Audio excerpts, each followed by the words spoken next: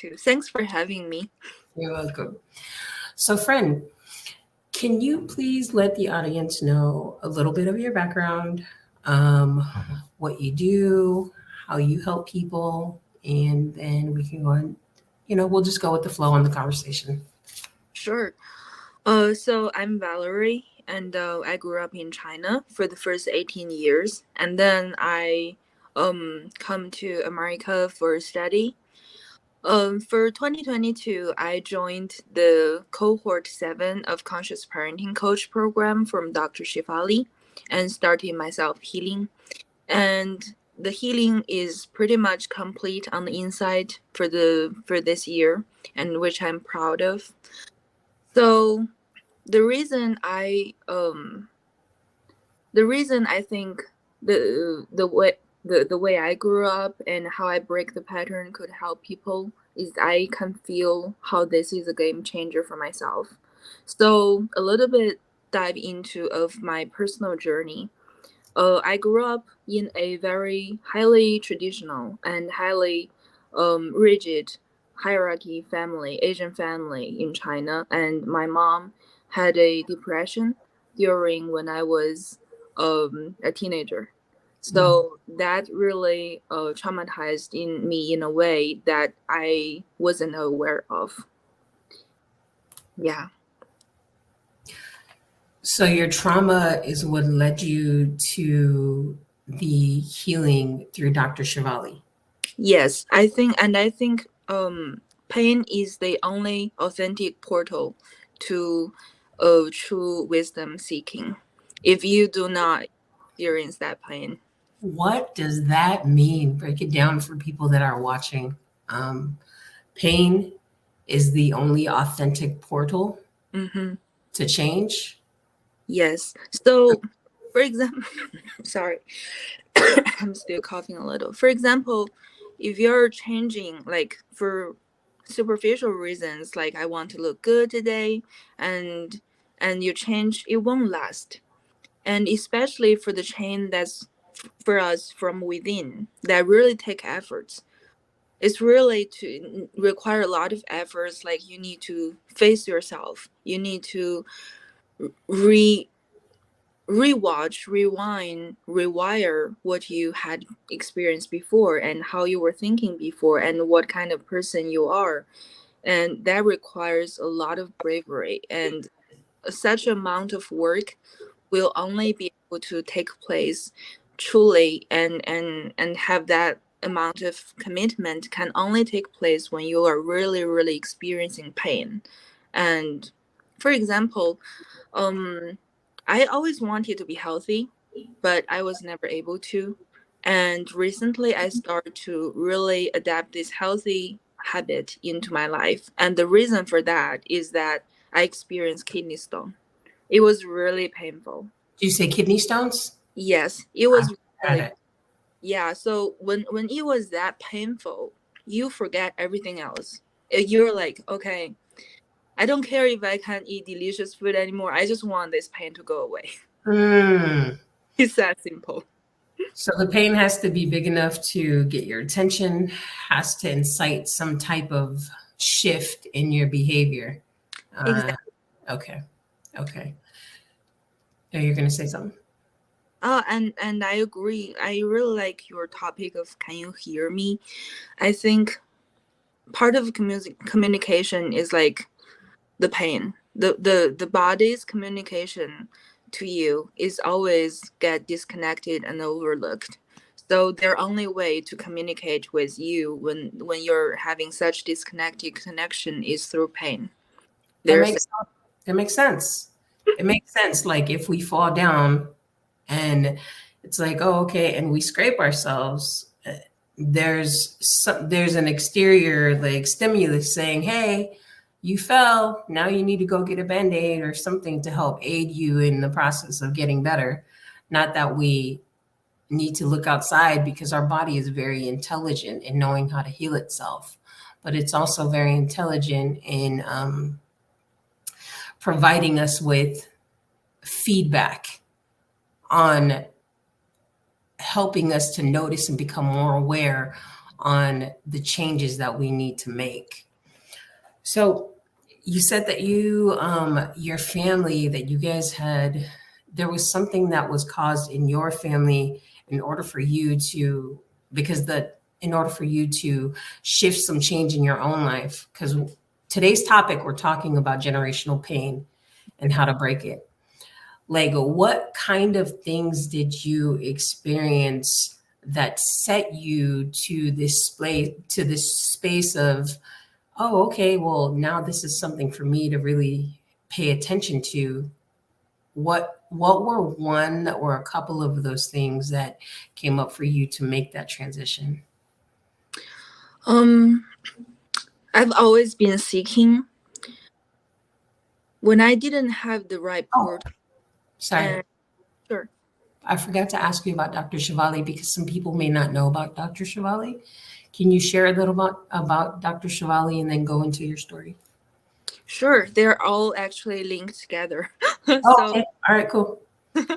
yeah, so Dr. Shivali is a clinical psychologist who is a pioneer in the area of conscious parenting. So the basic idea is parents cannot accept their children a certain way because they cannot accept themselves a certain way.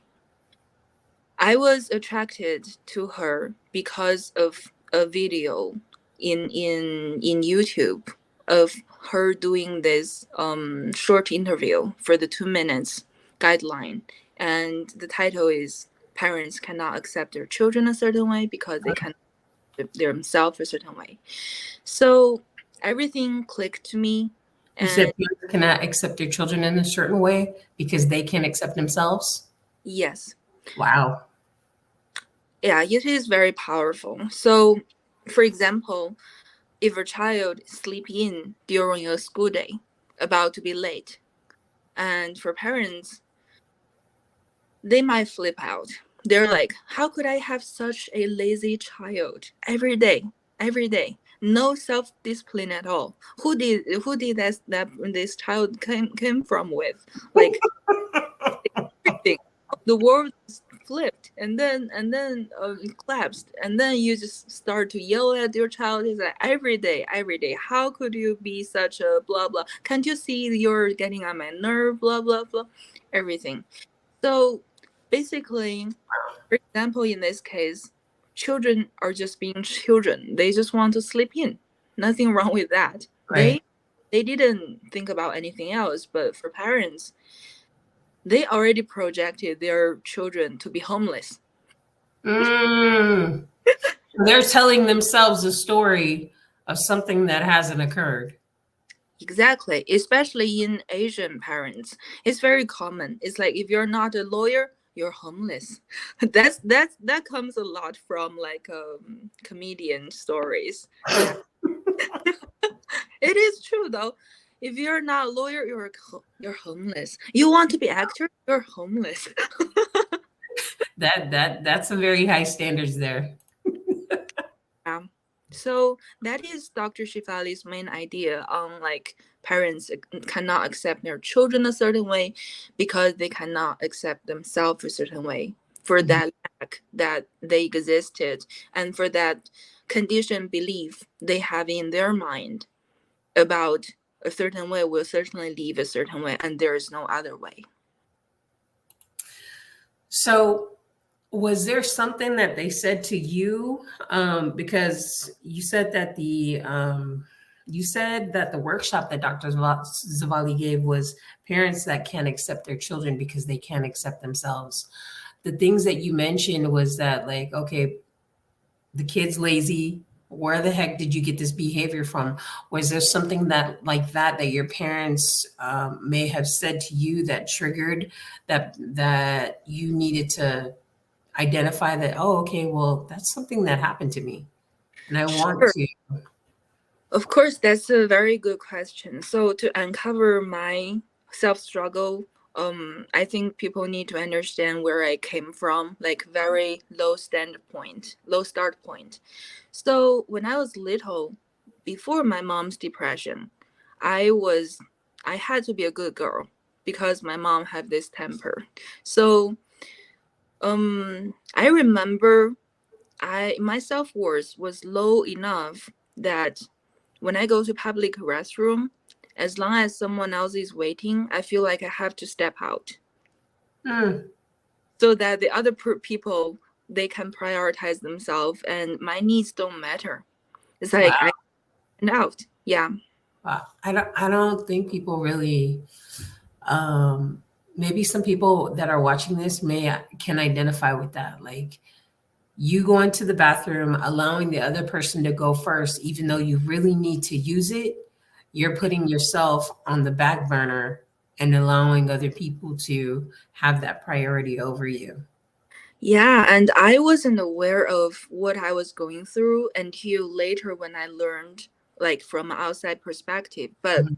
from my perspective at that time, I was never good enough. I Mm, always did everything wrong.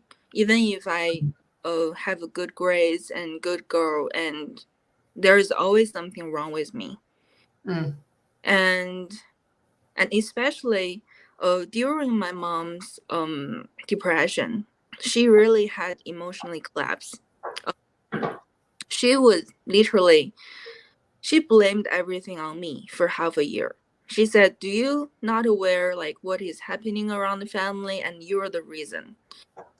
oh, I know. like she's blaming you for what's going on in the family dynamic. Like, how old were you at the time?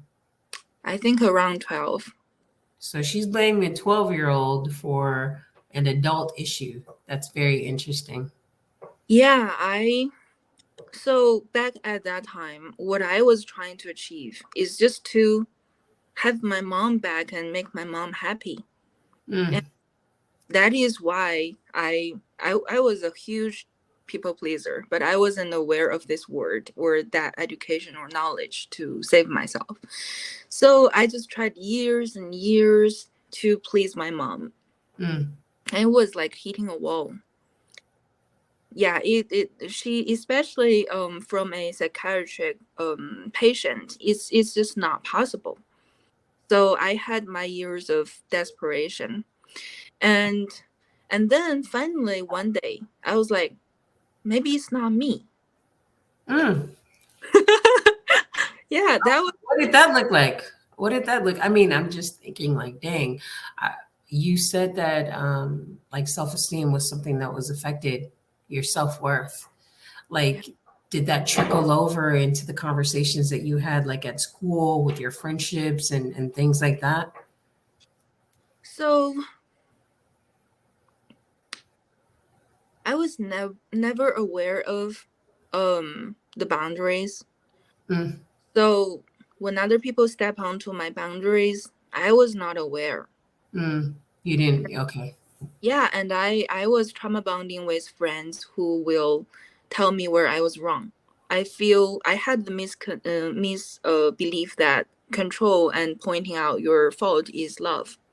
Yeah, no, totally. I had that same experience too. So, You want to share some of yeah, your I totally story? understand that. So you're going to say, I forgot, you're going to say something about Dr. Shivali? Oh yeah, so then one day I figured, huh, since I've tried so many ways, so many years to do this, maybe the answer does not lie to me. Because as a person who grew up, as a child who grew up in a collective culture, Mm. highly rigid traditional family, you're not allowed to speak ill of your elders. So So you guys can't speak out of turn. You have to, no, we oh, had really a saying called "There are no parents that can do wrong." oh, really? That must have, I think we adopted that from your culture. Right. uh, Definitely, I can see like that same theme along quite a just communities of color. I can definitely see that. I think it's very common in collective culture. As Okay. long as the population is very big, for example, India, China, as long as they have a quite amount of competition and their parents were already disconnected with them themselves, when they grew up. So they think that's the only way to survive.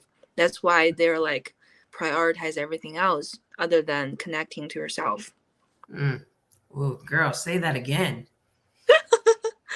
I forgot what I said, but I You said you said prioritizing everything else and not connecting to yourself. But when you have parents that don't know what that looks like, then there comes somebody down the line, and I'm going to point at you and I, who are questioning, right, the behaviors that are going on in our household. And you said that you had a question that you asked yourself. What was that question? I was like, hmm,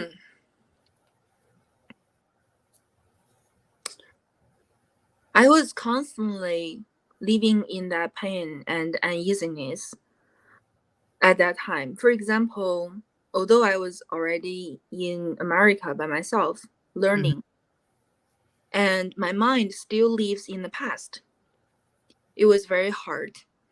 So I was around 19 years old on my sophomore year. I remember one time my mom misunderstood me for something. We were video chatting, and then she just hung up without listening to me explain or everything. And every time I explained, she would just say, "Look at you, so small-hearted, and you have to focus on the trivial stuff, and it doesn't even matter." And then she just had her own conclusion and just would ignore me or just hang up directly. Wow. Yeah, so that's just a glance of what I had to deal with at that time. So at that time, every time she does this, I would just feel this pressure on the shoulder and on my mind, and I couldn't focus on anything else for 2 days until the next time we talk, so that I know, okay, my mom is not mad at me. Okay. Yeah, that was how much my self-worth was linked to my mom's approval. Wow. Yeah. So as I was living in that pain and I constantly seek help and different perspective from other people. But at that time I mean, you attract who you are. So I attracted a bunch of good girls. And they grew up in China too, and they will tell me, "Oh, you need to understand your mom more. You need When to blah, when you said attracted good girls, meaning like the persona of what is acceptable in the Chinese culture? exactly." So the Oh, good girls are like, never get into trouble, always prioritize their parents. Of course, they don't have the same parents as me, but they were pretty young too, so they didn't understand what I was dealing with. mm, But they we just share the same culture, so they would tell me the same thing that parents want to hear, like, see, your parents are raising you like so. They raise you from diapers and everything. They, of course, they deserve to have a little bit temper. It's okay. Just so giving them excuses yeah, to to just behave the way that yeah, to justify their behavior. exactly. So that reinforced the concept that I was the one who was wrong. So one day I was like, this is so exhausting, and Mm, it tested into every of my aspect of relationship. So yeah, because I wasn't aware who I was and what things I like, what I things I didn't like. I wasn't okay. So the word dislike or hate was not even in my dictionary because I was not allowed to be like a dark side of any humanity or anything. you couldn't disagree with any of the points. No, I couldn't. I have to raise any different point in a very smart and manipulative way Mm, around the story so that it doesn't feel like a conflict. mhm, mhm. And no matter how many people are in the group from how many different interest aspects, I had to say the exact right thing to make everyone feel happy. Otherwise, I was not perfect again. So, yeah, my mom's voice followed me for years. And then because it was too painful. It couldn't sleep out of my mind of this topic of this learning. I was like, if there's one thing in my life that I want to solve, it's this. I don't care about anything else. I just want to solve this thing. I don't know why. What on earth did I do wrong? Why? Yeah, so back on our main story of sharing. So one day I was like, maybe it's not me.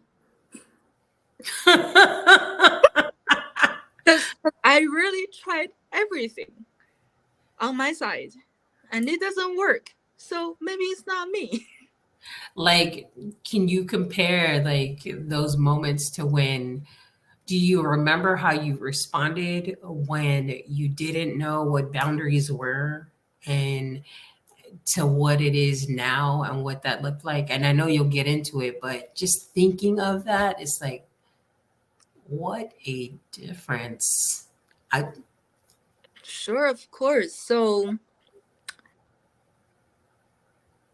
okay, so I have tons of examples. um, please share. We have like 30 minutes.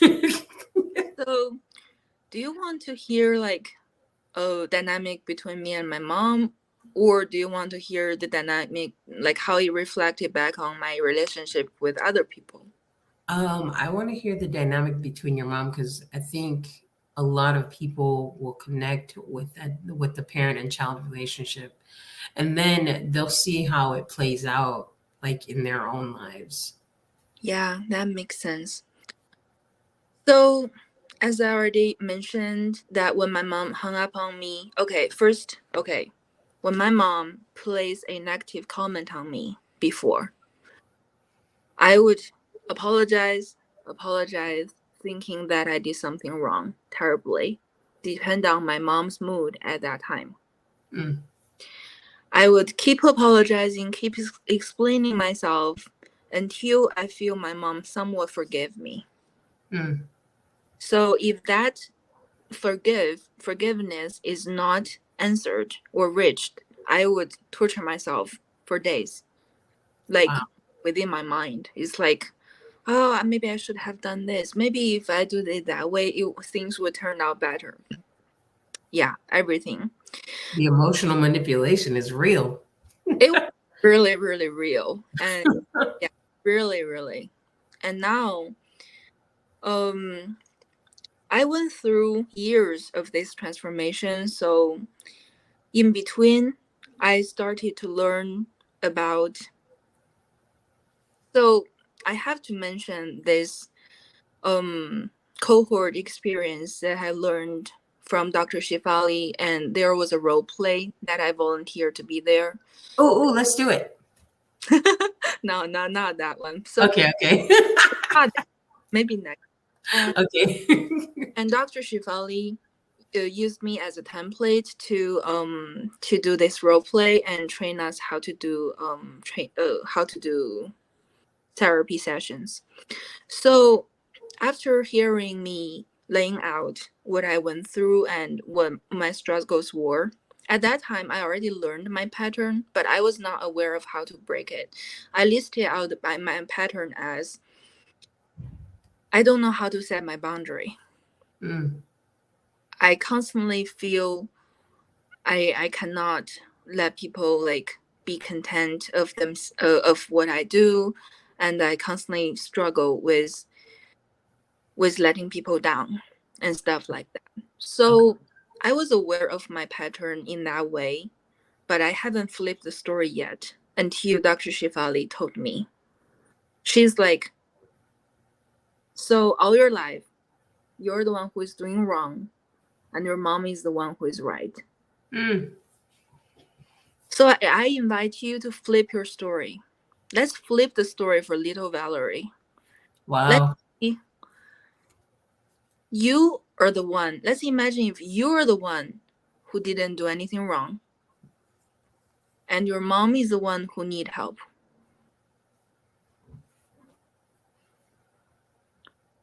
I was like, I feel because she is kind of like an authority figure in her field, and I already trust her with everything I learned so far at that time. So at that moment, I feel so relieved because I wouldn't have dared to flip the story myself because I Mm, wanted to.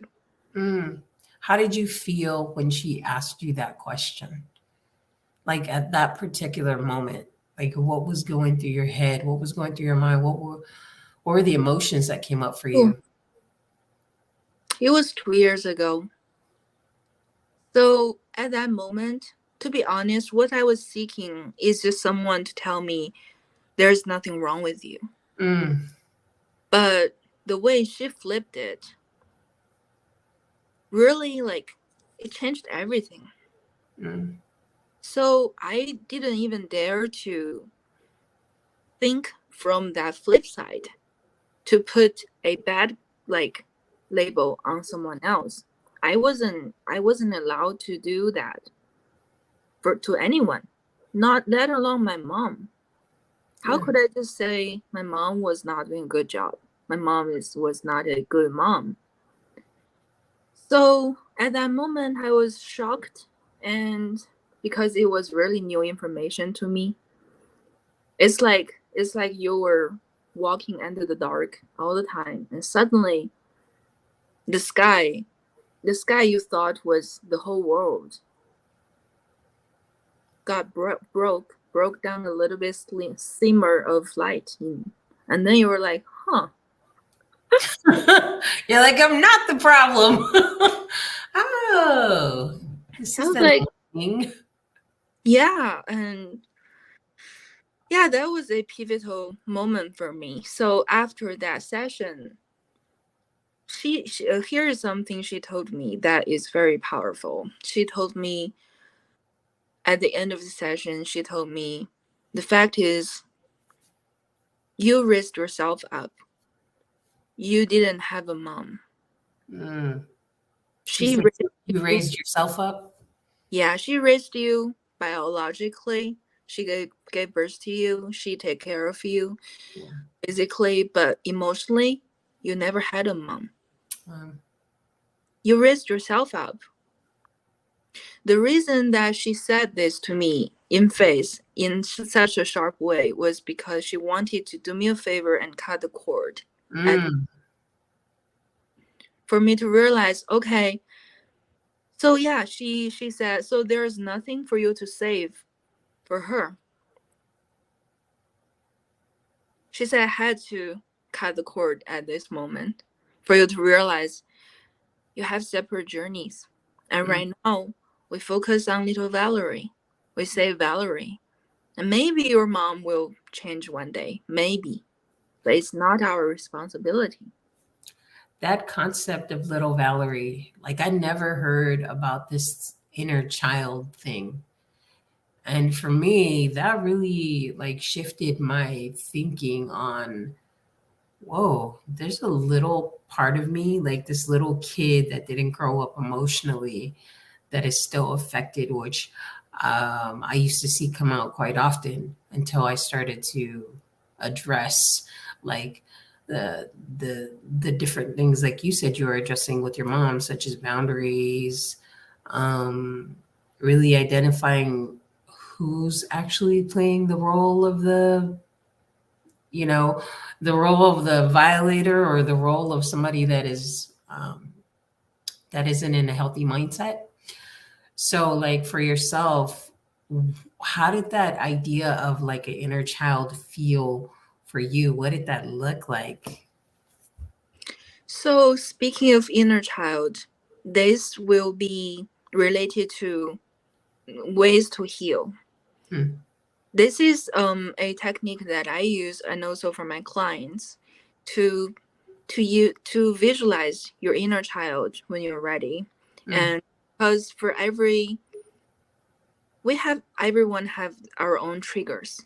mm-hmm, Everyone have our own trauma, and everyone is hurt in a different way based on their culture, based on their environment.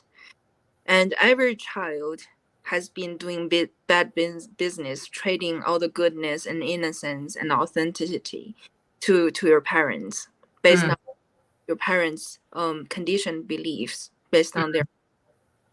So when we You, were, you said we were trading our authenticity, our what else for their toxic behaviors.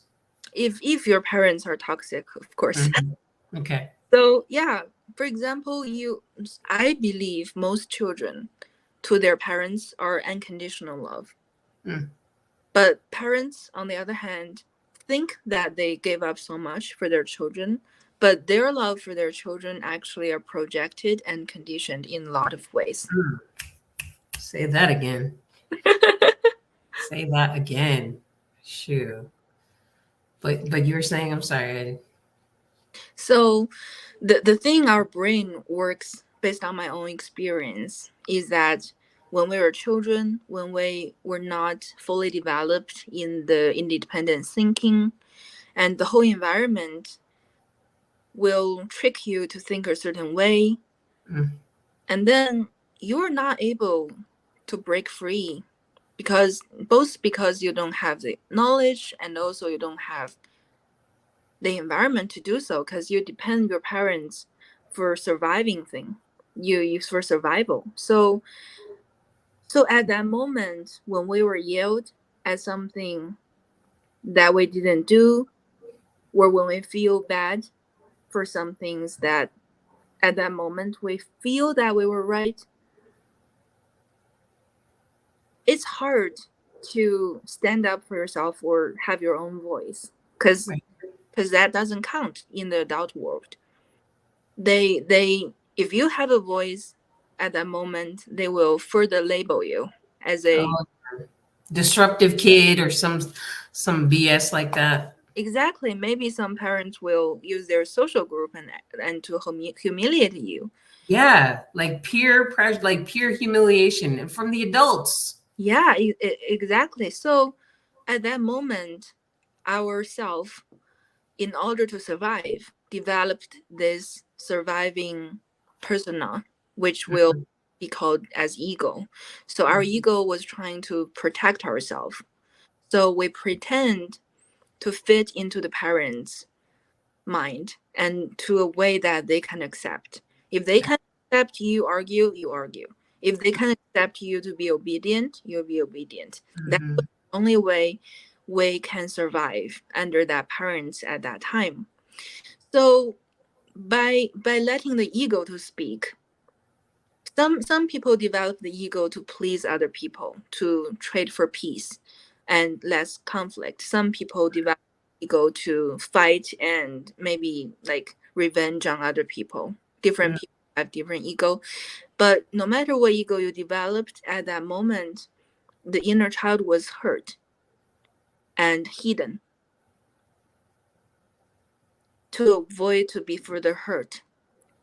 But all these things, little things, transformations that we went through, we were not aware. We don't even remember what happened.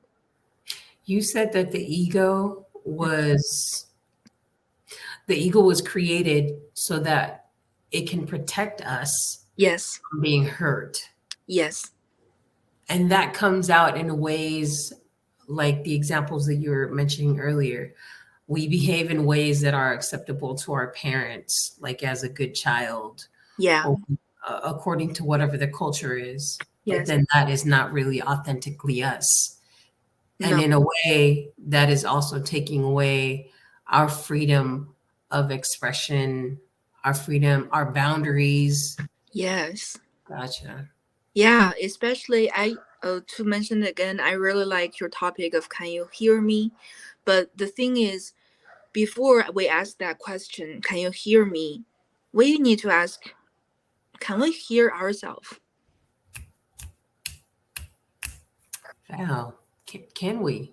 Can we? And I just had an episode today with my daughter, actually yesterday and today. And she was like, Mom, do you hear what I'm saying? And I'm like, well, what are you talking about? I'm doing my homework. She's like, exactly. You're doing your homework. You're listening to this video thing that's playing online. And then you still have your phone, like it's playing like some kind of affirmation thing. She was like, can you be here? And I was like, Oh, yeah. Let me stop this, and I'll stop that. And all right, how can I help you? Oh, that's so beautiful. Yeah, and like she did it again today too, because I asked her a question, but then I had this pressing issue to make phone calls. And then while I'm making the phone call, she goes, "Did you really want to hear about my day?" And I'm like, you're dialing while you're asking me a question, right? And I'm like, oh my God. I said, here I am, allegedly wanting to be present in conversations and forgetting. Well, that is very beautiful, and it's very brave of you to share this moment and to realize where you were. But I do want to mention, as a conscious parenting coach, one thing I noticed is that parents are constantly dealing with the shame Mm, by their culture, like saying, "Oh, parents should be always with their children and everything." So whenever they cannot do it, they feel this shame on themselves. mm, So I just want to say the reason I like Dr. Shifali's approach is so much is because for my client, when parents come to me, we mhm. focus on the parent. We focus on the parent's inner child to heal. We don't say, "Oh, so let's do this, so that our children can be educated a better way." So one thing I want to mention is that every parent, they had a lot to deal with. So one thing important is to accept where you are. It's Mm. okay. It's okay. It's okay. I'm just a parent who distracted a lot. It's okay. I admit it. It's okay. I, I admit it. Yeah. And then just a parent who yell at my children once a while when I cannot control, and I'm Mm. tired. It's okay. Because I've been there too. yeah, let's face it, it's 18 years of parenthood and it's Yes. 24 hours per day. You don't get a break. So it's only normal to have the moments that you cannot control yourself, because it's just so normal. That's what's normal. And Mm. by accepting this normalness, we accept at least a little bit of ourselves, and we have compassion and love for ourselves. So when we reach that self self peace, it's less likely we will pass things to our children like in a worse way. When we reach a certain sense of self awareness. Yeah, self awareness and self acceptance. It's a long way to go. It took me 10 years, and I'm not even a parent. So when a parent deal with those things, there are more dynamic to play in. But children are good mirrors. They Mm. will they will give you the opportunity to discover yourself. Oh my God. We got to repeat that again. Children are good mirrors. It Yeah. will give you an opportunity Yes. to reflect yourself or discover or both of them. Both. Yeah. I think I said reveal. Yeah. Reveal your true self. Mm, Reveal who you are and challenge. This part is important. Challenge your original beliefs. mm. Oh my God. Yeah, I, it's like we forgot our inner child for so long, and mm, then we forgot how we felt at that moment when we were children, and yeah. then when we raise our children, they rebel, they argue, and they challenge. They say, "Why are things have to be this way?" And Right. yeah, and then based on this discomfort, because nobody else would challenge you like that. If Yeah. if if people challenge you like that, you can just leave them out of your life, but you cannot do that to your children. Not that because they are within your proximity. They are in your space 24/7. I think um, when I was discovering or writing about Can You Hear Me? It was my kids. My kids were my mirrors. They were my reflections. And I do mention that to people quite a bit that Like you said, if you want to know about yourself, your true self, and how you are doing as a parent, if you are ready, because not a lot of people are ready for this, Yeah. ask your kids how you behave, how they feel around you.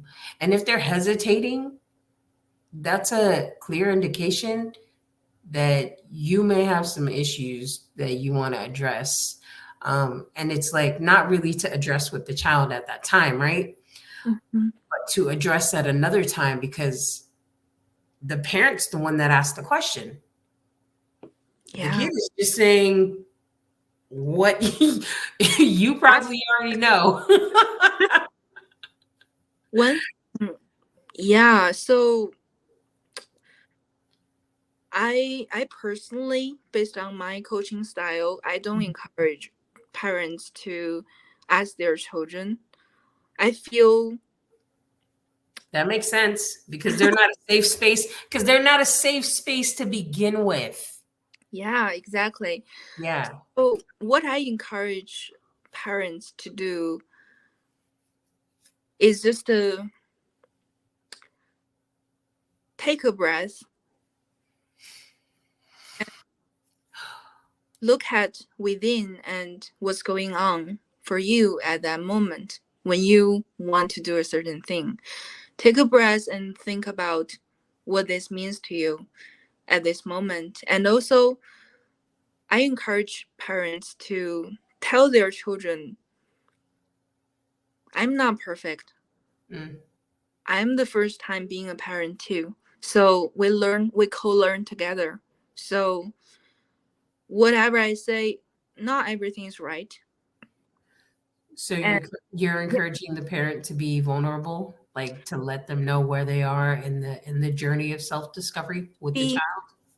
I would say to be more real towards your children. Like they already know. It's not like yeah, but by Hi. saying by saying I'm not perfect and I do things wrong sometime and we learn this together. And by saying this, you're actually as a parent giving yourself a permission to be not perfect Mm, and your children a permission to not blame everything on themselves. mm. Wow, that's so powerful. Wow. Thank you. Um, I don't think a lot of parents realize that kids do take the issues and problems that are in the home and they reflect it upon them as if they contributed to that space of discord, that space of disharmony. Yeah. And yeah, because I remember when I was getting a divorce with my ex-husband, my middle daughter, she goes, "Oh, mom, all this time, I thought it was my fault that you and daddy broke up." Oh, Yeah. Oh, that broke my heart. Broke I'm my so I'm so glad to hear this. I mean, the reason she told you reflects a certain level of trust, and she knows that you will understand. yeah. That's a big step, and I'm happy for you to have that moment. To be honest, children don't have to tell parents that they think it's their reason, but that's just how children's brain develop. At the Mm, very they don't have any other area developed in their brain, they will automatically involve everything to themselves. If everything mm, is harmonious, peaceful, they think it's they're good. And if everything is apart, you don't have to say, "Oh, it's your fault." The child will automatically think it's their fault. wow, that's interesting. Yeah, that's something based on certain research. So, yeah. So you said you're gonna share a tip with everybody, with parents on how to be a more conscious parent. Is that something you wanted to share before we get off the live? And maybe we can take some questions if we have people watching. Sure. I don't remember myself saying any tip. Did I say that? I thought you said that you share with parents a tip, or maybe that was just some like advice that you were giving them. Oh, I already shared it, which is to be real with your children and be okay with it. Uh, Okay. By saying that, I did notice something that you mentioned. So we are allowing ourselves to be vulnerable. Hmm. So this remind me, I feel in our world, we feel being vulnerable is a bad thing for a lot of people in a lot of beliefs. Mm. And whenever we feel vulnerable, we feel it's not safe. I feel it's a conditioned belief that it would help your life much better if you can break free from that belief and allow yourself just be who you are, because essentially we're all vulnerable, everyone.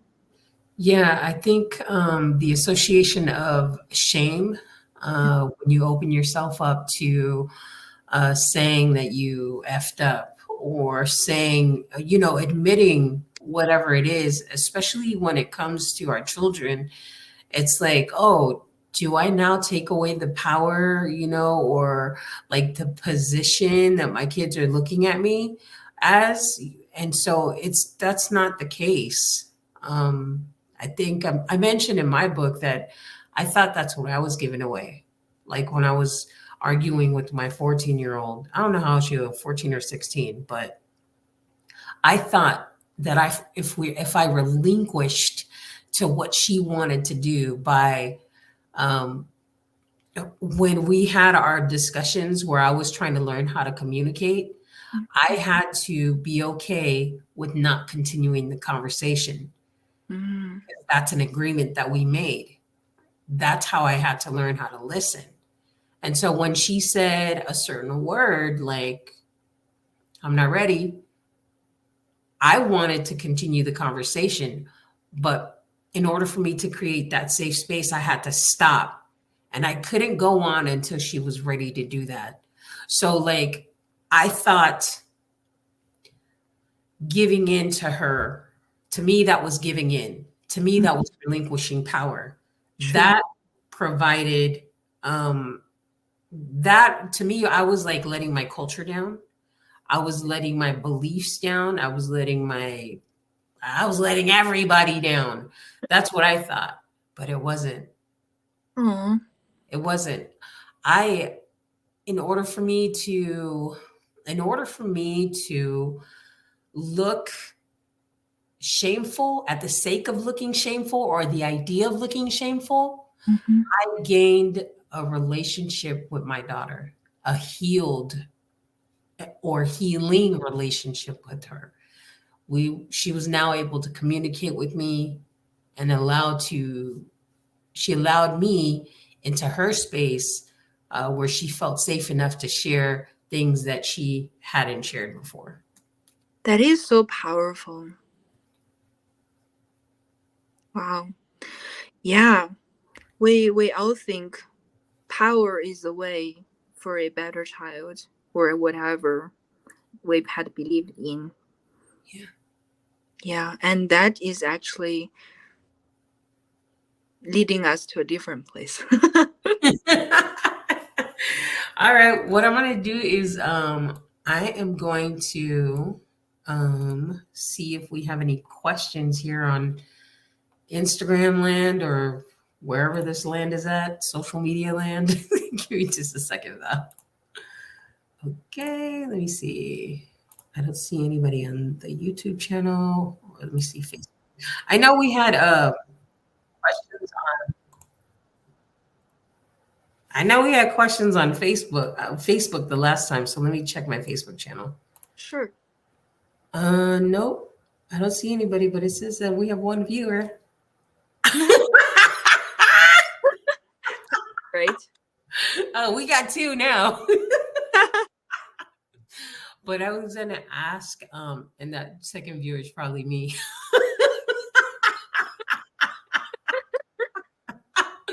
I don't care. We all started somewhere, right? This is like podcast number 4. Right. So before we go, is there something that a piece of advice that you would share? I'm gonna say with the little girl that what would you tell the little one? What would this version of Valerie tell the little version of Valerie, and that other women or men can also apply to their lives as well as just a piece of advice to help them grow. Hmm. I guess anytime when you can visualize your inner child, or you're facing a real child in front of you when they're vulnerable and they want to desperately seek help. And let's try, I know this is a long journey, but let's try to go to the direction to be our own light and Mm, to tell them, to shed on them, to tell them it's okay. It is what it is. You're lovable. You're amazing. mm, You're always a good child, no matter what you do. And people make mistakes. They're just being who they are, and you're just being who you are. It's okay. mm, And if we have things that we really did wrong, it's the things that was wrong. It's not you. mm. The behavior. Yeah. So we just modify our. For example, if a child stole something, it's obviously wrong, but it's not you who is wrong. Mm, Everybody made mistake in the past. It's okay. Next time, if you want something, you either tell your parents or you make your own effort. You get it yourself, and in an honorable way. mm, And even if you did it just once, like you break your old stealing pattern and you didn't steal for once, I'm proud of you. so be more compassionate with ourselves. Exactly. Okay. Be more compassionate and give yourself some love. That's what Yeah. I got from that. All right, my darling. Well, thank you for joining us on Fran and Friends. How can the audience find you? How can they ask you questions? You have social media. I haven't said anything um official yet, but they Okay. can reach to you, and then they can reach to my email address. Okay. Did you want to leave your email address with them? Sure, I'll leave in the chat. Okay. Her email address is in the chat, everyone. So if you would like to get a hold of Valerie, who is a certified conscious parenting coach, please feel free to reach out to me and I'll give you the hookup. All right, my friend, thank you so much for joining me. And everybody, on Fridays, every time at 4 p.m. Pacific Standard Time, Fran and Friends is live. Fran and Friends podcast on Spotify is live on Instagram, YouTube, LinkedIn, and IG. One of those isn't right, but you'll figure it out when you see. All right, my friend. We'll talk soon. Talk soon. Thank you. Welcome.